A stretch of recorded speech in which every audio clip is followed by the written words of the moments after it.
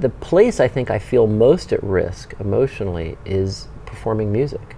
And that's one of the reasons that I've sought it out, right? It was to get up and sing in front of an audience, especially an audience that's really listening carefully. That's putting yourself out there, right? You know, people that, and because I want to sound great. And so I'm probably the most, that's the riskiest for me emotionally, because I want people to love it. That was Pete Muller, singer, songwriter, surfer, quantitative investing legend, yeah, crossword puzzle creator, trail runner, and once pro poker player? Yes, he's all of those things. You've just got to hear what this guy is all about. Keep on listening. 2, 3, 4.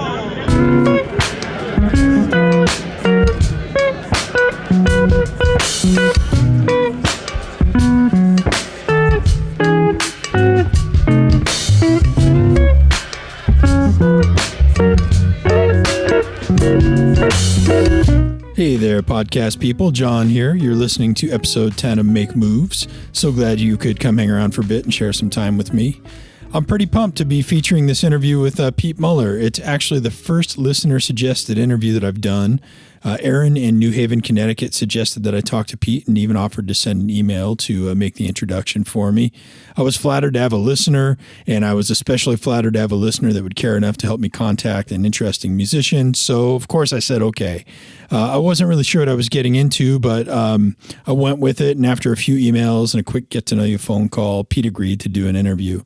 Then I started to do my homework, and I realized that Pete was not your average musician, and I probably would have never even gotten the interview if Aaron wouldn't have helped me make the connect there. You see, Pete is a musician that, among other things, also happens to manage a major quantitative hedge fund. He is constantly back and forth between the East and the West Coast. Between his professional, musical, and family life, he is literally in demand 24 hours a day. And there are other journalists and media outlets that really want to talk to him. Pete has earned titles like Math Whiz or Quant Legend, referring to his life in the finance world. Forbes has covered him. New York Times Magazine has covered him. Psychology Today wrote an article on him about how he manages a work-life balance. So, needless to say, going into this interview, I was feeling a little bit maybe out of my league, but I figured, hey, if it wasn't supposed to be happening like this, then why did all the doors open? And so with that in my head, I just went for it. I wasn't exactly sure what I was expecting, but from the second that I got to Pete's place for the interview, it was not what I expected. Some part of me figured that maybe, any guy that was disciplined enough to do all the things that Pete manages to do, maybe that person would be sort of, cold or methodically rigid, or maybe kind of like Rain Man or something. But Pete was totally warm and affable and just completely at ease. I mean, I was setting up the microphones, doing the sound check, and Pete walked over to the piano in the room and started serenading me with this tune that he was working up. When we were talking, Pete just told me what was on his mind, and he smiled a lot. I mean, he was really just happy. And at one point, his mic slipped, and I had to reach over and repin it on his shirt. And, he didn't even stop or flinch. He just took it all in stride and just sort of grooved through the whole experience. And then even after the interview, we stood in his kitchen for a few minutes and ate some deliciously sweet dates and chatted a bit longer. Pete was totally open and engaging, and I don't know, well, you'll see. You're going to hear the interview right now. So I'll tell you what, I'll check in with you about the halfway point. I'll play you a little bit of Pete's music. And then at the end, I'll give you some information about how you can learn more about Pete. All right, this is the time where I stop talking. You turn on your ears and enjoy this interview. Pete, welcome to Make Moves. Thanks. Great to be here. Glad you could take some time to chat with me. You are very hard to describe, but what I wanted to do is start by working through a handful of questions to sketch out who you are. Cool. To start, you're a musician, pianist, singer, songwriter. Yes? Yes, indeed. Can you give me a few diagnostic questions? How long have you been playing? How far does this go back? Sure. I learned, I studied piano as a kid, took classical lessons, and then I got bored. I was just playing the same thing all the time.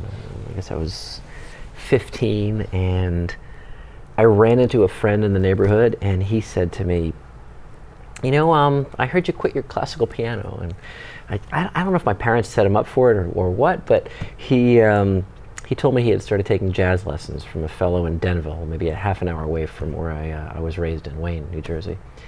And he said the guy was great and I should try it, and I said sure. So I checked it out, and it was a bit of a drive, but my dad didn't mind. He got to hang out with the wife of the studio musician. The guy's name was John Amadeo. That was the piano teacher, and he taught me how to play jazz, and it changed my life. He taught me how to improvise. I still remember he gave me a couple cassette tapes, and he said, one of these things you're going to like right away, and one of them you're going to end up loving later. Later. The first one was a cassette. It was Stan Getz, which I did like, and the second was John Coltrane, who is still one of my favorites. And the main thing about John is he taught me how to improvise. He taught me how to make stuff up and make it work. And I'd never had exposure to that. And it was fun. And if I didn't practice one week, I was 15. That happened a lot.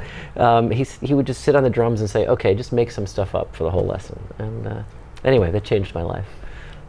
Was it hard for you to switch from sort of legit classical playing to letting go of what notes were on the page? And oh no, I loved it. I've always thought music is something that's inside everybody, and just learning how to tap into it.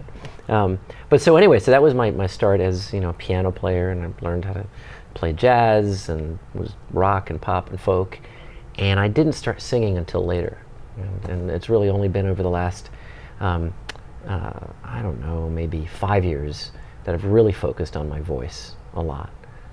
It used to be when I started performing, people would be like, "Oh man, I love your piano chops," and now I'll get compliments on the voice and piano equally, and that's kind of cool. Was that a tough I mean, it's a little later in life to decide that you're going to start singing. What was it? Some new courage, or you just had to do it? What? It was it was a breakup, and at some point, maybe I'll tell you my story. But it was that just got me. I had the only way I was going to get out my feelings was to write songs. So I started writing songs and singing them. And, as a kid, I had written some songs, but I hadn't really pursued it that much. And I started writing songs, and I listened to myself sing, and I said, "Oh, you could work on that a little bit." And it's really the thing you realize. And I think I talk to so many adults who say, "Oh man, I can't sing," and the voice is a muscle. People don't say, "Well, I can't exercise, I can't work out." I mean, if you can't run, you run a little bit and your muscles get better, and then you can learn how to run. The same is true of the voice. The voice is a muscle that can be trained. So when you were coming up and sort of coming into your musicianness, did you have specific influences? I mean, you mentioned a teacher already, but were there certain people that you were listening to that were transforming your way of hearing, or what? I grew up with rock and roll and folk. I mean, Bruce Springsteen was just, I love Bruce Springsteen. Cat Stevens, kind of on the other side of that spectrum. Van Morrison. Those are the people that I was really drawn to them because the music had passion, integrity. It moved me, and it moved me. I want to circle back. I mean, you have some recordings of your own, and this is going to be a big topic for what we do, but I sort of want to also put some other things in perspective.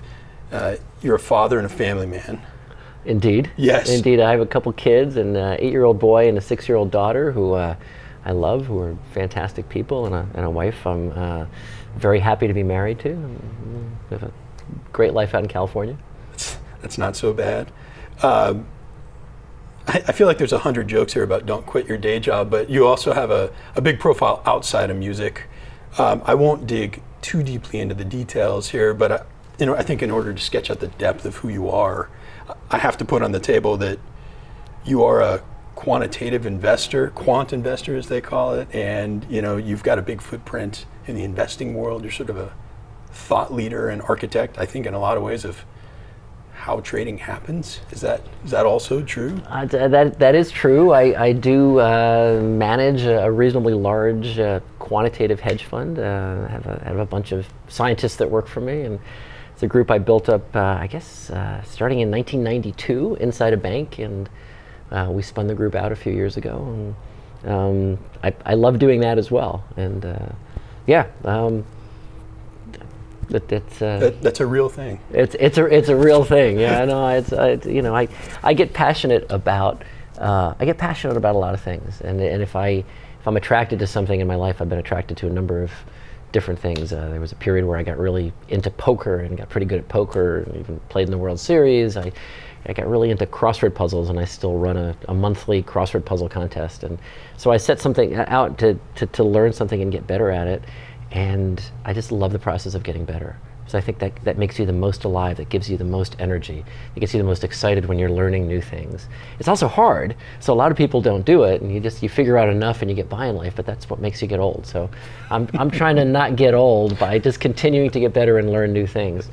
And that's, you know what, that's why the music is so special to me, because there's continued growth and learning and new things you can do. And yeah, there's never anything to stop learning in music. Totally. Yeah. So, I mean, this is an easy transition. Thanks for serving it up. I mean, you're constantly pursuing music. I think it's about a year ago now, you had an album, Two Truths and a Lie, that came out, yeah? I listened to it, and I got to ask, what is it all about? It sounds like some of it might be from life situations, or maybe dreams or parables based on things you've witnessed. What is this album about? So it's interesting. I think I have to tell you the journey that got to that album. Okay.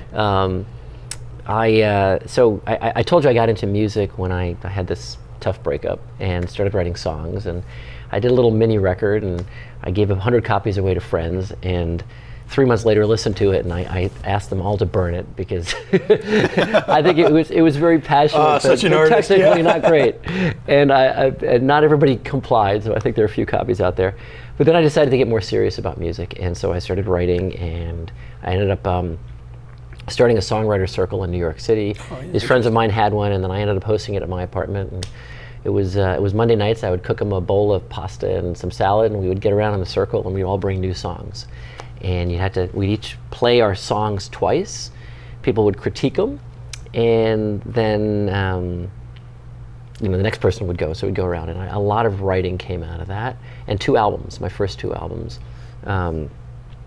Just One Lifetime was the first one, and More Than This was the second one. And then I kept writing songs, and I had enough songs ready for a 3rd album. And all of us, and what I had done is in my job, I'd kind of taken a back seat and become, if you will, an executive chairman for my group. So I kind of let other people do the day-to-day and the running, and the way we invest is quantitative, so the models traded themselves, and other people did research, and we had a great team. So I was able to do that and pursue the music.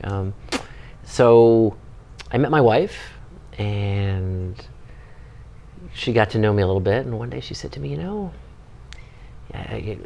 getting awfully intense about surfing. That surfing is another one of my passions. We're sitting here at Rincon in California, looking out at some great waves. Thanks for being here, by the way. The surf is incredible right now. It is pretty amazing. It's well overhead, it's glassy, and there are about 100 people in the water. So, anyway, she said, you're getting a little intense about surfing and learning how to surf, and you sure you don't miss your job? And I thought, she might be right. So I said, maybe I'll go back, and instead of being an executive chairman, I'll go back and do that. And we also decided to start a family at the time, but I thought, I could still squeeze in that 3rd album. And then one more thing happened, which was the financial crisis, which was a time that really required a lot of attention from me. And so that 3rd album and all the songs, a lot of songs that were ready for it, got put on hold. And then I mentioned my group ended up spinning out, and that took a bunch of time. And so finally, a little more than a year ago, I was ready to get those songs and see them in light. I'd been writing a little bit more too. So this album, Two Truths and a Lie, is a mix of those older songs that were waiting, which then some of them got reworked, and I worked with a fabulous producer, a guy named Rick DePaffy, to make it happen, who has changed my life in this wonderful way. Was that the first time you'd worked with a producer? It is, and it's funny because it relates to surfing. I'd sought out John Laventhal, who produced Sean Colvin's records, which I loved, and thought, I said, John, I'd love you to make a record. And he said, I'm so busy, I don't know if I can do it. But my buddy Rick DePaffy, worked with me on all these records, and he might be a great guy to work with you. So I went and found Rick and played him some songs, and it was a Friday afternoon, and he said, I don't know, man, I guess it could work, and I wanted him to come out to California and make the record. And I said, where are you going? He said, where are you? I asked him where he was going, and he said, I'm going to Montauk for the weekend. I said, oh, you're going to Montauk. And I said, are you a surfer? And he said, oh man, I love to surf. His eyes lit up. And I said, okay, I got you, because, surfing in California is pretty amazing. So he came out here and worked with me, made the record. And so anyway, Two Truths and a Lie, it's a drinking game. You're probably familiar with it. Right. You say three things and people have to guess which one of them is a lie. And I just think about great songs kind of being like that. So if I'm writing a great song, it has to be based in truths. It has to be based on some real life experience that I went through, which, almost everything I've written is really based on something that happened to me. But if you just literally tell exactly what's happened to you, which works sometimes, it's not as interesting a story as if you take out some of the specifics, substitute some things, and make it a little more universal, and that's the goal.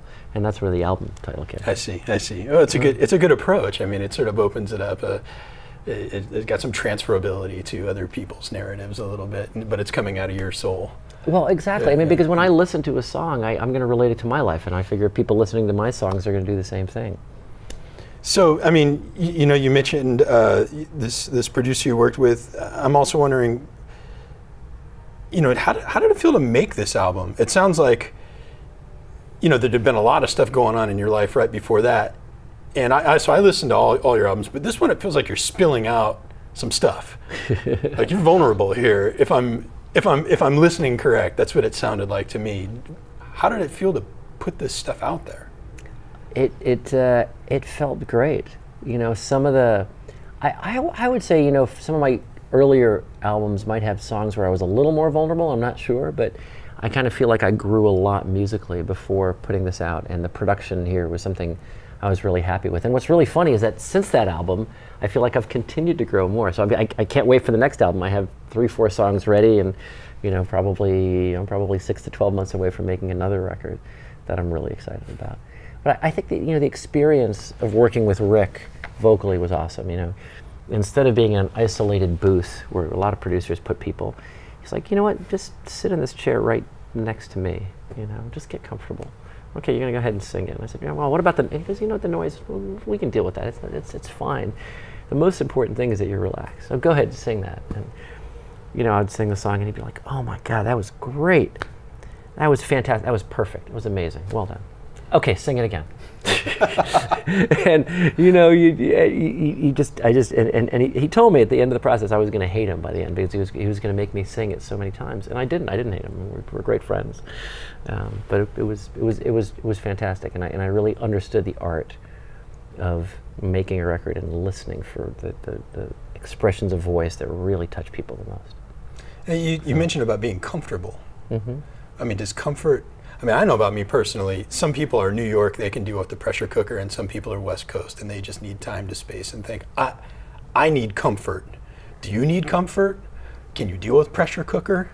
At least artistically speaking. It sounds like your day job might be pressure cooker all the time anyway. But No, it's not. It's actually, it's all about, and the underlying thing that ties them all together is creativity and looking at problems and figuring out an efficient, smart way to solve them, right? And whether it's kind of building a mathematical model, or for me creating a crossword, or figuring out a great song lyric, and you can only do that from a deep, relaxed place, right? So if I'm not in that mode a lot of the time, I'm not going to be creative. I'm going to be useless. It's also the case that I'm juggling a lot of things, so I'm actually good at being really efficient, and I can deal with a high level of stress, but I would never characterize it as a pressure cooker. I would characterize it as being intense and focused and present. And that's when I'm on, that's where I am, right? I can multitask that way, but the best moments come from the deep thinking, where it's just like everything's at peace. So I have a routine every day.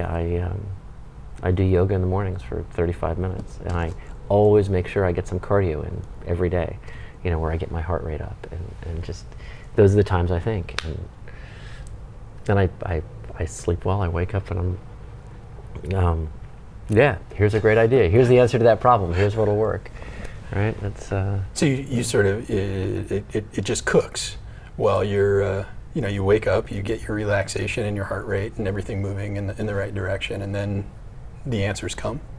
They do, but sometimes they don't, and then you have to be patient and wait, right? And so you just have to have the openness and the gratitude and understand that when it's time for the answers to be there, they will come.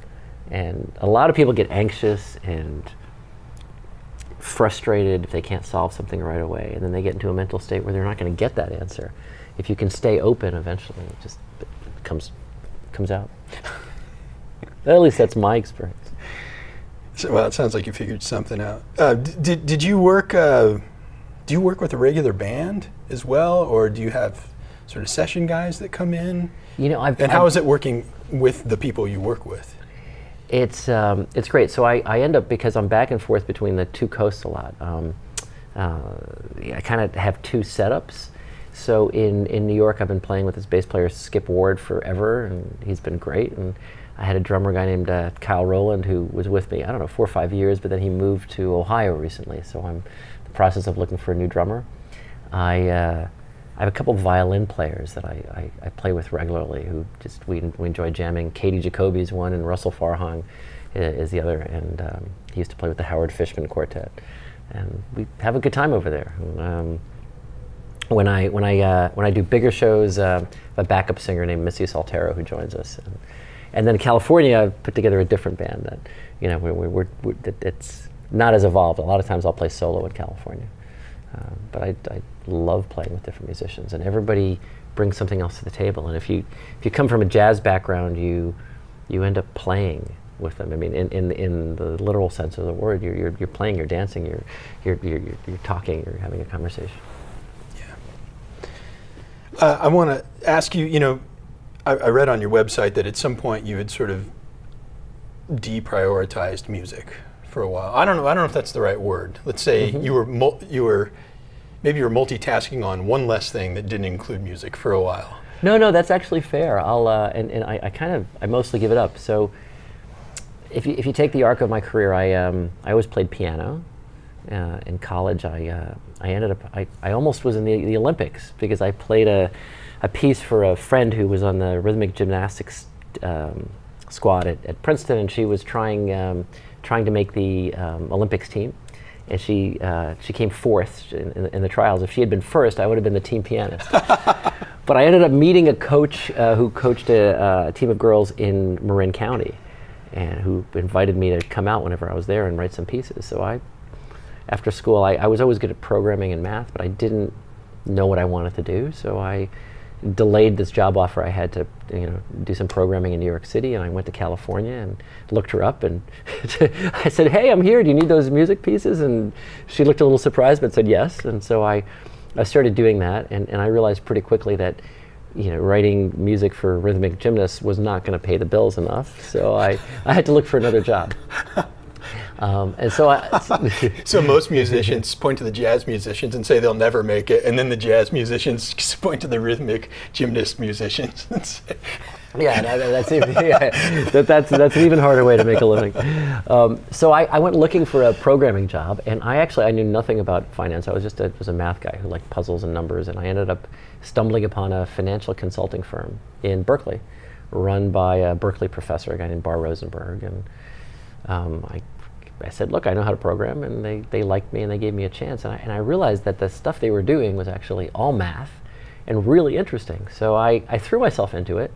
I kind of did the rhythmic gymnastics piano for a year before saying, "Okay, I'm not going to do that," and then my musical outlet became a little jazz group that I had in Berkeley, California, and so we would play out once a week. Sometimes we would just rehearse, we'd do some gigs, and that was enough, and that fed my music. Near the end of that, I have this music side, and I have the math quant competitive side, and that's when I started getting into poker. And a few friends of mine and I started learning how to play poker. There were clubs in California where it's legal, and we got pretty good. And we pitched our firm and said we should start a little trading group, try to use these poker techniques to manage money and all the stuff that we're doing at the end. And it didn't fly. We couldn't get it done, and I kind of knew, okay, maybe I need to do something else, and so I was wondering what to do, and there was a bank in New York, Morgan Stanley, came looking for somebody to write quantitative articles, to talk at conferences, to do that sort of thing, which I was already doing at Barra by that time, and impress people that Morgan Stanley was smart, and so they would trade with them. And they said, "We love you. Come do this job for us." And I said, "I don't know." And I instead I turned around and I pitched them the idea that I had, which was, take these types of models and actually try to make money in the markets. And they asked me if I'd ever done it before. I said no, but I told them I was good at poker, and they gave me a shot. So I moved to New York to do this, and it turned out to be way harder than I thought it would be.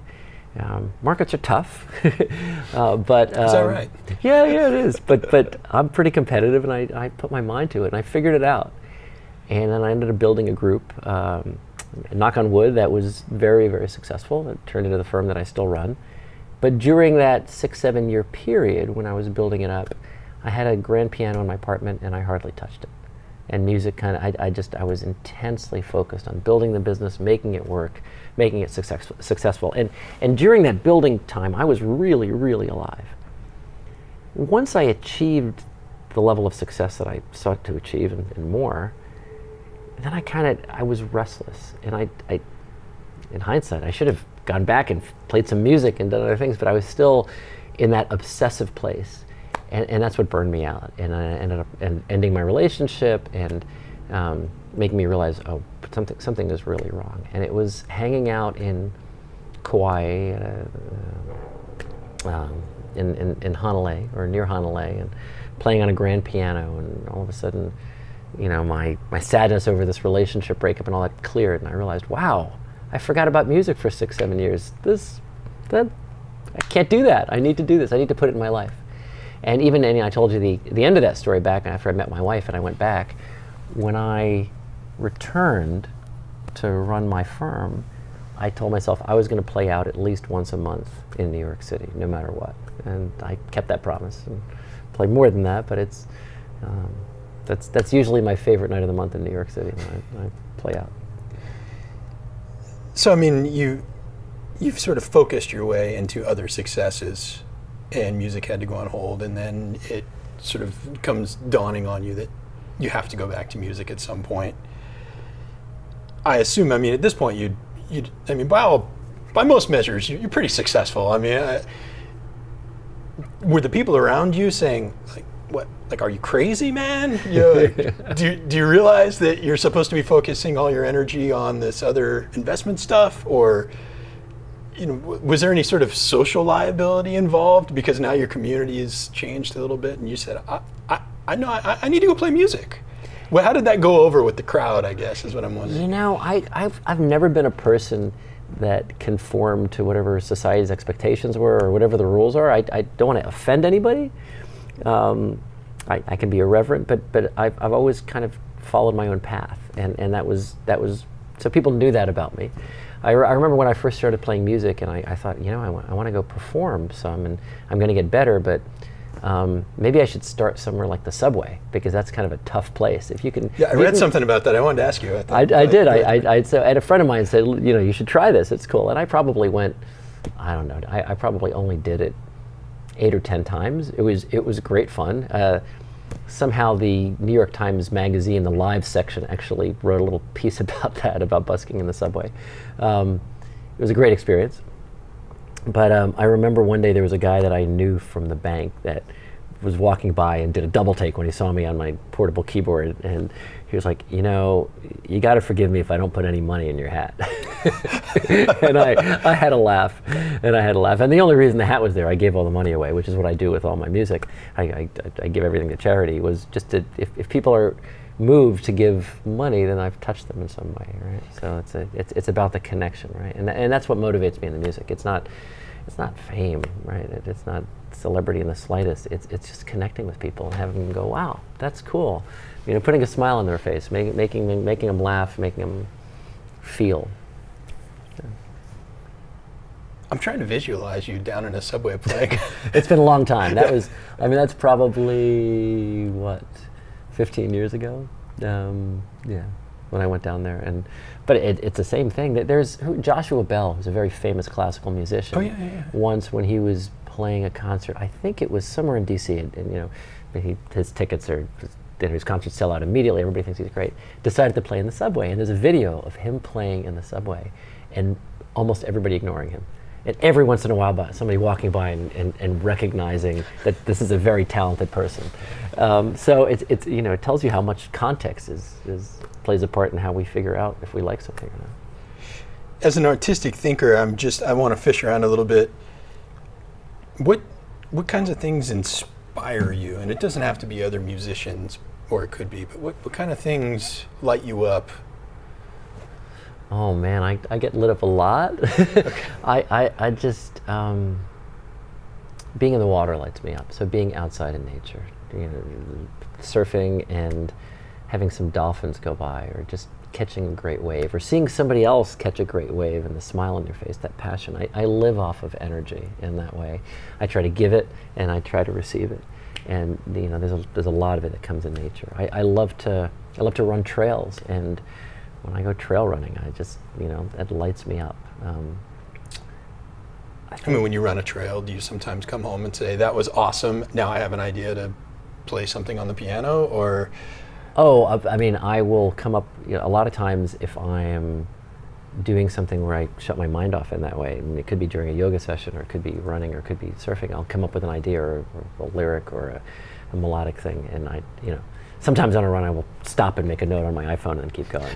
Although most of the time I try to remember it, and because I don't want to wreck the pace. But yeah, that's when things come to you, when you're open like that. So I'd say so. The environment, great music lights me up. I mean, just energy in general. I think another thing that really lights me up, I love watching people grow and learn.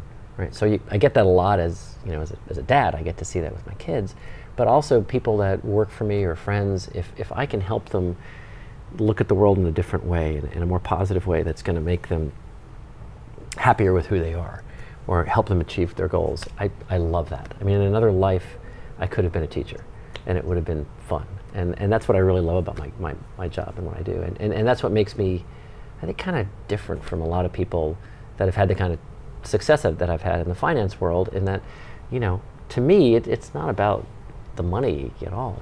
It's about creating something that's beautiful and watching people grow and learn. So that there's always more of that.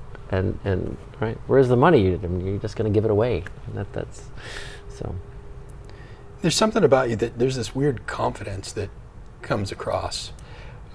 First of all, I mean, you talked your way into a job where they said, have you done this before? And you said no, but I'm pretty smart, we'll figure it out.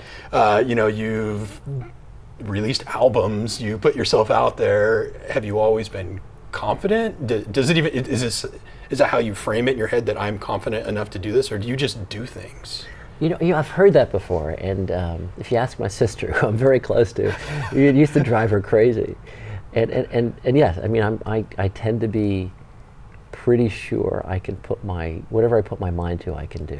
I remember writing that on my college application, that, I see, and I go back and I look at it and go, oh my God, that's the most arrogant thing in the world. But I wrote something like, the only limitation I see is a 24-hour day. I'm like, okay, well, so as a kid, I just had this feeling, and I still have this feeling, that if there's energy, right, and you have the desire, if you've been given that desire, you can find a way to do it, right? And the way I really try to live my life with anybody that I interact with is I want to give more back than I get. So if I'm doing a job and working for somebody, I mean, I'm happy not working for anybody, happy running my own company, but I would love for people to feel the same way, but because I feel that way, and I have clients, and I have people, friends, relationships. I want people to think of me and say, wow, if I think of my relationship with Pete, he gives me more than I get. And that's who I want to be, right? So I'm happy to be taken advantage of that way. And if I meet somebody else, and there are other people in the world that like to do that, then we end up giving a lot to each other, and you have great relationships and great friendships.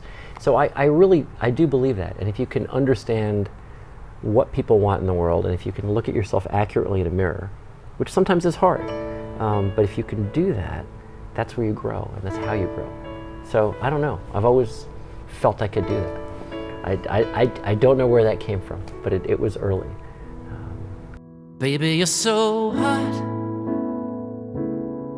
but what I need right now is warm. I don't want to stop, which is why I'm really torn. We've got fire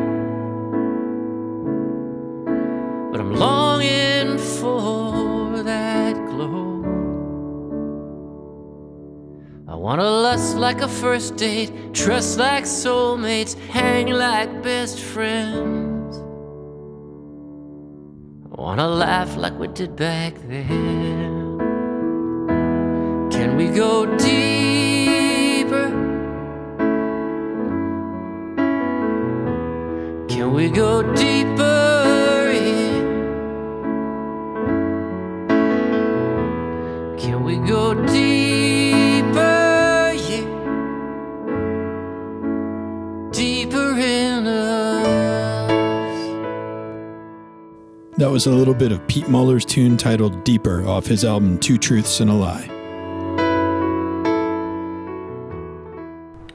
Well, if confidence is the right word, with all this confidence that you have, this certainty that you can pull some things off if you commit to it, I like to ask a lot of people the same question about risk.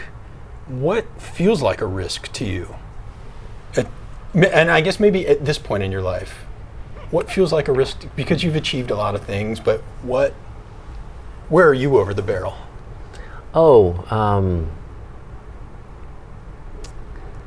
There are two different ways I can go and answer that question. I'll give you both. Okay. Which is where do I feel risk? I do feel pretty comfortable emotionally, talking about where I'm vulnerable, or if I'm afraid about something, if I'm weak or feeling weak, which I do about some things. I'm not just this person that's always confident. I'm comfortable there. There are places where I feel physical risk. If I'm surfing a big wave that's kind of a little more challenging than I'd like. I mean, I get a little grip. That's the expression. Or snowboarding, and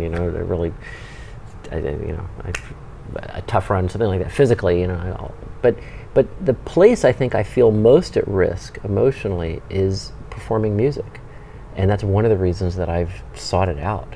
Right? It was to get up and sing in front of an audience, especially an audience that's really listening carefully. That's putting yourself out there, right? People that, and because I want to sound great, and so I'm probably the most. That's the riskiest for me emotionally, because I want people to love it. I want to touch them. I don't want them, and I'll have friends come to my show, and sometimes friends will just come just to be supportive, but I want them to listen and go, wow, that touched me. That's what I want to do. So I'm at risk there.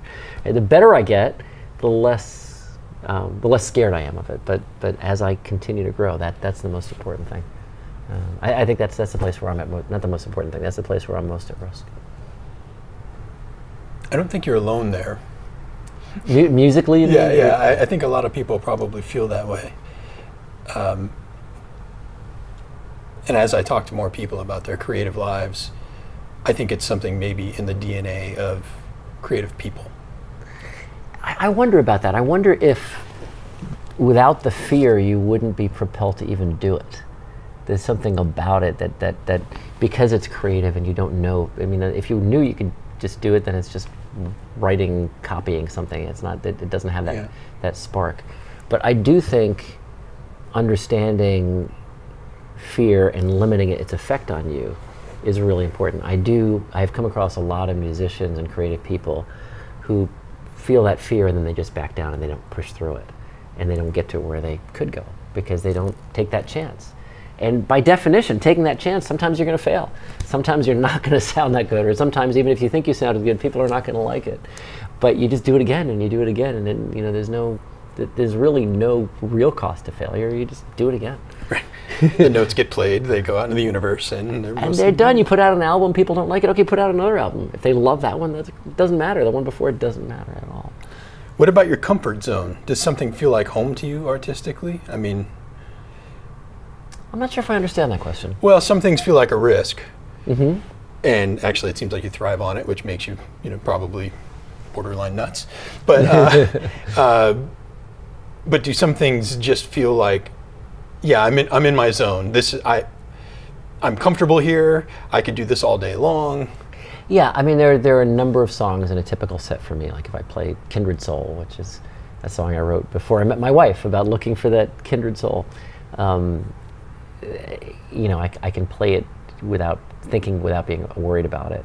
Or Almost, which is a song I I wrote about a nightmare of being sucked back into Wall Street, and there are a number of others that I just know I can do, and I'll bring them out in a situation. And then every show, I will usually have one or two songs that I will play that will challenge me. It might be a new cover song that I just learned.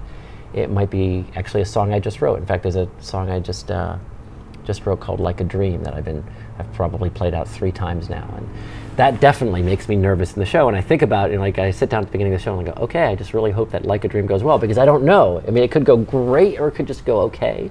The more I play, the higher the worst outcome gets, and that's cool. So and then there's another, yeah. So I always make sure that that's in my show. And if I've played, I don't know, it's probably been a show or two where I haven't taken that risk, and I feel a little less alive during the show. It's funny. It feels a little more like work. I had my last show in New York. I did a benefit at the Metropolitan Room for a group called Charity Water. All my shows, if I charge ticket prices, it all goes to charity. And this one really went well. We raised, I don't know, $40,000 or something like that on a show, and it's cool. And, the nice thing about knowing people in the finance world is you can get people to come to to make a donation. So come watch it, and by the way, make a nice donation. Where was I going on that? I'm telling that story because you were playing. I'm not sure what was going on in your head, but you were talking about getting more comfortable and playing a song that you'd only played out a few times. I wish we could hit the tape and go rewind, but whatever that thought was, I lost it. We'll keep going, and anyway, maybe it'll come back to me. But the show. Wow, there was a reason I brought that show up. Oh well. You did mention something that I wanted to ask you about, and that's that so true, we did not recall the answer you were hoping to pull out of your mind, but this is stream of consciousness. Let me ask about the sort of, you say you whatever you make, you give away to charity, at least related to music. Yeah. And how long did it take for you to figure out that you wanted to do that? And is that more meaningful for you? That was day one when I started saying, I'll sell records and whatever the proceeds are. I mean, I'm fortunate enough to make a very nice, comfortable living. I have everything I need, and so if people are going to pay to hear me play or to buy my music, that's the least I can do. I do other things philanthropically too, and I kind of don't. Yeah, I'll talk about it in the music thing, and if I can inspire other people to give to great causes, the one I mentioned, Charity Water, for that show, for whatever reason I brought it up, and when I go back and listen to the tape, I'll be like, that's what I meant to say, but whatever. But there's a fellow that started it. His name's Scott Harrison, and he was a nightclub promoter and was living the crazy drinking, smoking, womanizing life, and all of a sudden woke up one day and said, I need to change everything. And he went on a mission on a boat. It's called Mercy Ships, and discovered that he really felt alive when he was helping people. So he thought, okay, I can raise money, I can promote things. What am I going to use my skill set for? And what's the thing that I can change the world with the most? And it's building wells in Africa mostly, but around the world. And for $5,000-$6,000, you can change the destiny of a village. Give them clean water as opposed to making them walk 4 hours for dirty water and getting attacked by animals and not being productive. And just people like that inspire me. You asked me before, what inspires me? People that are passionate like that. And I watch him, and I boundless energy, because he's doing something that's great for the world. To me, that's where energy comes from, where things are aligned that way. You talk so freely about energy. And I believe it's a real thing, but it's kind of interesting to talk to you, because you've got, you're obviously an analytic thinker. You've got all these things going on in your life, and you're also really comfortable talking about energy. It almost sounds, I don't want to say new agey, but it's like you're tied into some human thing that we all know is there and no one can actually see it. It's so important, and when I go to my company life and I talk about that in my firm too, it's the same language when I'm talking about music or anything else, or with the people at the firm, and there's some people that have come around to going, okay, I get exactly what he's talking about, and what it is if you can work with somebody who is very accomplished, very experienced, but they're just not excited about what they're doing, you're not going to get anywhere. I would much rather work with somebody who's young, hungry, and excited, watch them learn and grow, keep getting excited, and then build something great. And I was inspired. I learned, this a number of years ago, I saw Outside Magazine, and the cover of Outside Magazine, it said, "So you want to learn how to whitewater kayak?" And I looked at it and I said, "Oh yeah, I guess I do. This looks cool." And they talked about different kayak schools. There was one in Northern California where you could learn how to whitewater kayak. I said, okay, I'll go, and I learned.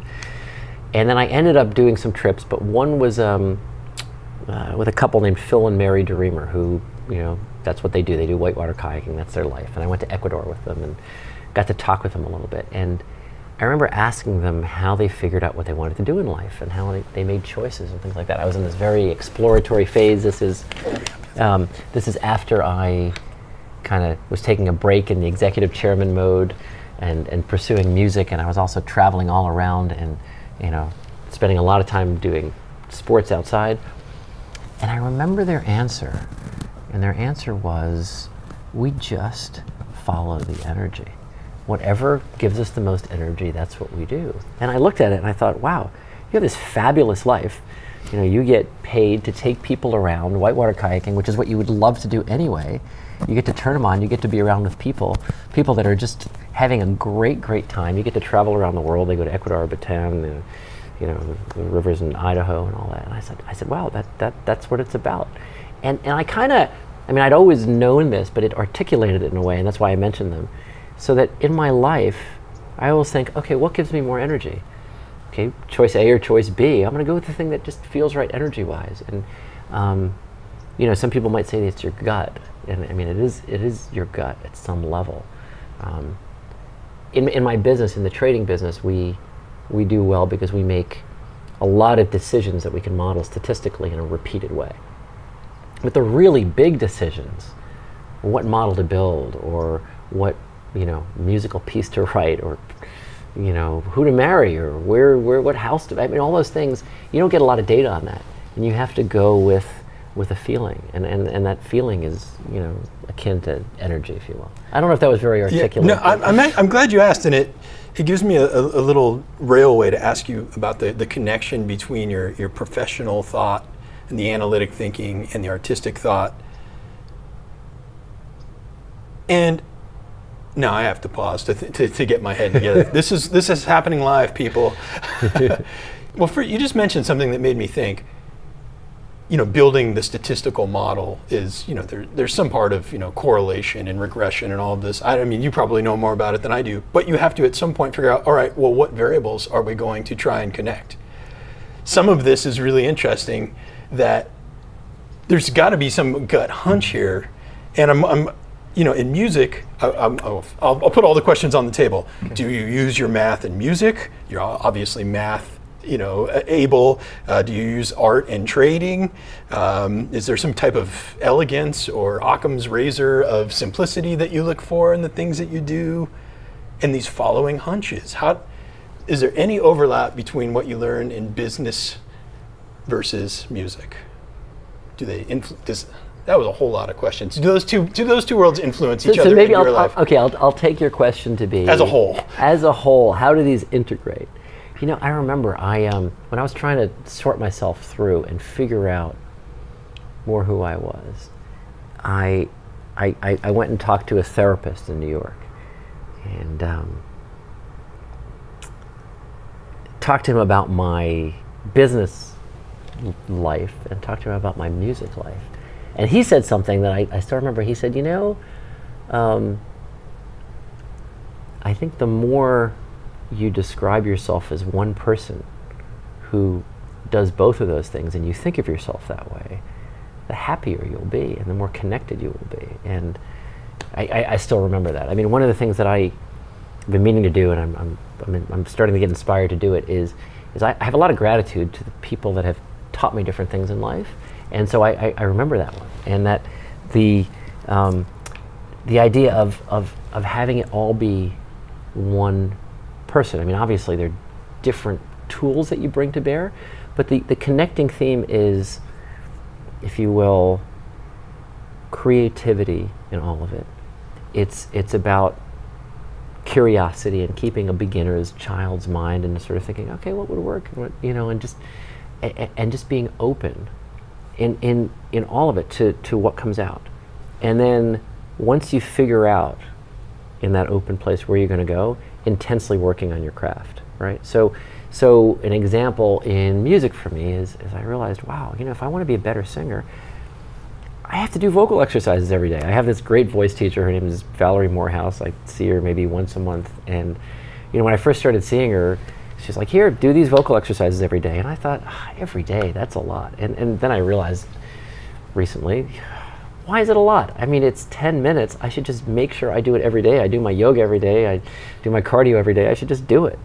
And all of a sudden, like within a month of doing that, I'm like, oh, wow. I just increased my range by 2 notes. How did that happen? Surprise! Surprise! It's a muscle. It just works. And I'm like, idiot, you should have been doing that 5 years ago. So the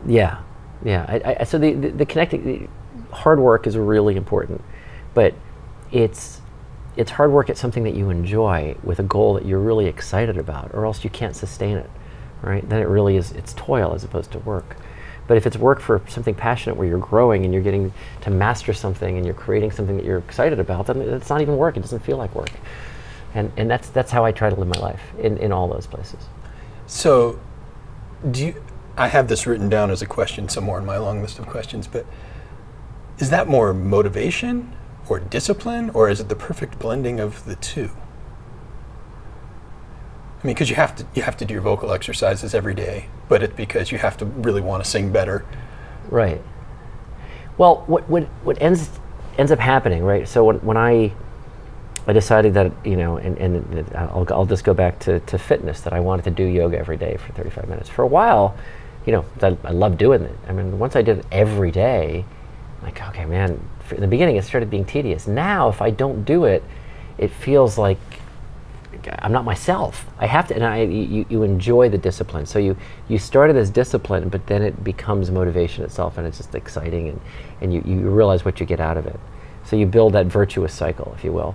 And sometimes people can also build a negative cycle. Like, let's say you decide that you're going to use some kind of drug or whatever, and you take more of that drug, then you build a negative cycle. So I'm all about building those virtuous cycles and using the discipline to create those cycles. But if you're only doing it because of the discipline and it never gives you that positive feedback, you're going to stop. It's not going to work. You have to end up creating an existence you love, right? This is so good. Oh, cool. I'm glad you're enjoying it. I feel like my life's going to be better for having this conversation. Well, if that's the case, then I'm succeeding in giving more than I'm taking. So awesome. Okay, so a couple of questions. Are there things that you're really diligently working on improving right now, aside from your voice, which it sounds like you're working on? Is there a short list of things that you just say, I have to be better at this, or in my life in general, or specifically musically? Wherever, because it sounds like it's all connected. It's really funny. I hadn't taken a piano lesson in a very, very long time. And recently my 6-year-old daughter started taking piano lessons, and I found her a great teacher. And I just thought, you know what? Maybe I should take a few. And I mean, he's a very successful composer, arranger, jazz pianist. And I thought maybe I should take some jazz lessons. So I had my first one last week, and I'm working some more on my improvisation and just seeing, opening up my toolkit. So I'm excited about that. I'm loving continuing to get better at surfing, which is really great. So physical stuff as well. I don't know. I think the other thing for me that's really important, since I have these very filled days and lots of things that I love to do, is making sure I stay calm and present. And in particular, I'm good at being calm and present and doing a lot of things and making them happen. And if I work with people who are not on that same wavelength and who maybe don't care, and, or haven't learned to care, or just, I can get frustrated, and that can shut me down a little bit. And I'm really working on just being patient and accepting whatever happens. So that's a big thing for me too. Patience. Well, patience is a virtue. And a Oh. virtue is a gift in itself, as the fortune cookie says. Indeed. But then the one other thing is, this has really been a stream of consciousness interview. I think, we didn't mention this, but last night was the presidential election, so Yeah. not a lot of sleep had by people, and One last thing. so it's interesting what pours into the brain. The other thing that I'm really working on is writing, and it's fun, and I'm going to embark on a bunch of co-writing, I think, in the coming year to help create the album. And I think, I'm writing some stuff on my own as well, but the co-writing is great because then it's a shared experience with somebody else, and you open up different toolkits. So I'm excited about spending some time in doing that. Yeah, I think it's interesting how some people, they're better off as solo thinkers until they crack the nut and they're working with someone else, and it's almost the way they respond to other people becomes a whole nother way of thinking. Indeed. I think both are really important, right? You have to develop yourself as an artist, but then when you mix with other people, that inspires you, that gives you new ideas and new directions, and so I'm excited about that. Your support network. I like to do my best to make sure that listeners out in my vast audience, ones of tens of hundreds, they understand that the people that come on the show, they have a support network. They don't do anything necessarily alone. Who do you call when you need someone to talk to? I have a number of friends. I'm probably not. I'm not going to mention their names. Don't mention their names, but right. I do reach out to my sister. I will talk to my wife, and I definitely have good friends that are there for me when I need it, which is awesome. I completely agree with you. It's a very lonely existence if you're not connected to the world, and we all are so much more connected than we think. And the ones that separate and insulate themselves from the world, there's an unhappiness there. But connecting with the world, with everyone, that's life. I don't know if that made any sense either. yeah. Do you have sort of a metric for who you trust or why you trust them? You can tell me not to ask these kinds of questions if you want, but I'm wondering about you as a person, and I feel like you put a lot out there, and you're confident, but you have to sort of trust the people around you. Exactly. Well, and there's some people that are not that trustworthy, and I kind of believe there's some people that no matter what the situation is, they're going to have very high integrity, and there's some people that are just scoundrels and are not trustworthy at all. But a lot of people are somewhere in the middle, and that they're reasonably trustworthy. But if something's hugely in their advantage, or if it's an off day, or if they're frustrated about something, maybe they don't act in that way. And so for me, it's all about intent. And if you are in a calm, still place and you're with somebody, you can get a measure of their intent. You can feel their energy. That's something I told you before we actually started interviewing. When I first met you, I said, wow, I feel your energy. And I get what you're about. You just want to create an entertaining podcast, and that's kind of cool. So I'm going to trust you. I'm just going to open up to you, and it's cool. Other people in that same situation, I might be like, okay, what's his real intention? He's not telling me something. There's something going on there. I'm like, and I will tend to smell that. I won't always get it. Sometimes I'll be burned, but you learn from that. And I always come at it in a trusting way until somebody violates my trust, and I'm like, okay, I'm going to be very careful in that direction, because then. The question is, what are you trusting them with? If you're trusting them with your life, you better be darn sure. If you're trusting them with a really important secret, same thing. But if you're trusting them, okay, maybe they'll hurt your feelings, or take a risk, right? And I try to be open, and I try to be open and give that openness to people that I meet for the first time. And the reason is, if they're kind of like me in that way, they're going to reciprocate. They're going to be open, and we're going to become friends, and that's the best thing. And if they're not, oh well, maybe I had a positive impression on them or whatever. And if they take advantage of me, great, take advantage of me. That's okay. I'm starting to wind down to the sort of the tail end of the questions. I want to ask you a little bit about what's next, but as far as the big priorities that you have in your life, how much of that do you want to share and pass on to people like kids and friends, or are you just happy to let them go their own path? I love inspiring people, right? It's fun. You know, I do have a tremendous amount of energy. I do a lot of things. And so if I've touched somebody, if I've inspired somebody, that makes me happy. I'm thrilled to do it. But I'll put myself out there and have people go, okay, wow, that's cool. And in terms of what's next, you were alluding to that. Yeah, well, I mean, I mean it sort of on a small scale of, you know, it sounds like you have a new album that you're working on, and you know, you probably do some more music, but also just sort of the bigger sense, what's next?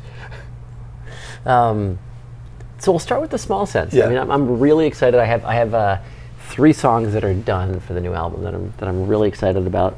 They're completely different. You know, one's a solo piano piece. One is a very dark piece that I wrote after I had a fight with my wife that helped me get it all out. That's one of the great things you have as a songwriter. You can process things like that. And one of them's a very funny,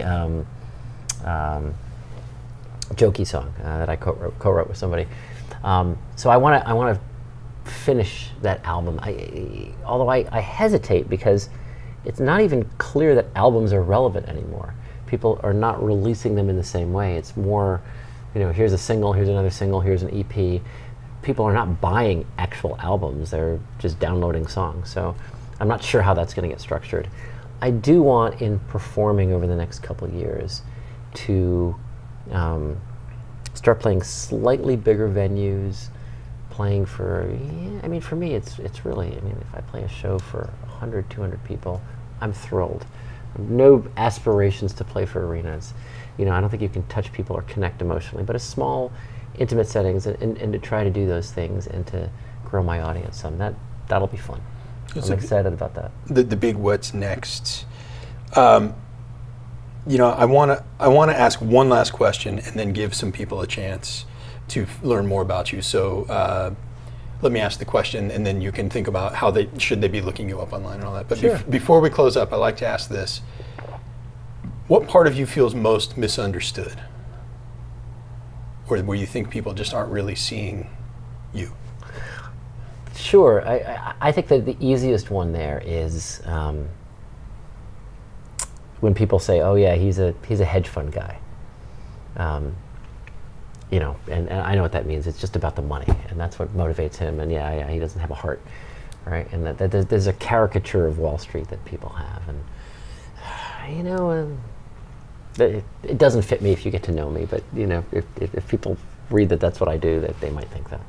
So I think that's the place where I'm the most misunderstood. And I get the hunch that music is a whole nother way of reaching people for you that's maybe more sort of neutral. It doesn't come with that assumption. Definitely. And I do it because I love doing it. I love the feel that I have when I'm just playing the piano, and it's where emotions can just flow out, right? That's why I do it when I'm singing. It's a way of expressing myself, and that's what makes me happy. Yeah. I guess we're all human. We all want to get something out sometimes. Definitely. And if you feel that need and you're afraid of it, the thing I would say to you is just go, fight that fear. Just go do it, right? Go do this thing that you're passionate about, and the universe will come back and reward you, right? It won't be easy. Sometimes you might trip and fall, but you get up, and eventually it's what you're supposed to do. So. Where can listeners find out more about you?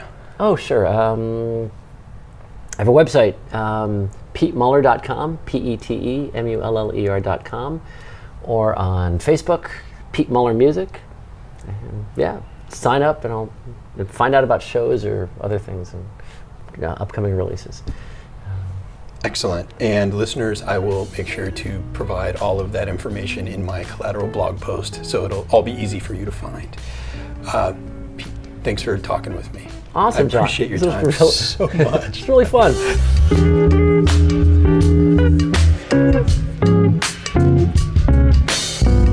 All right. right, episode 10 is coming to a close.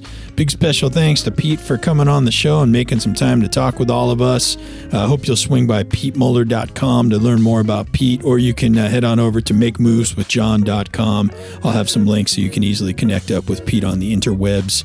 Also, thank you to listener Aaron in Connecticut. Hey, Aaron, without your support, I wouldn't have been able to connect with Pete, and none of us would have been here in this interview. So really, thank you. I appreciate your active audience participation.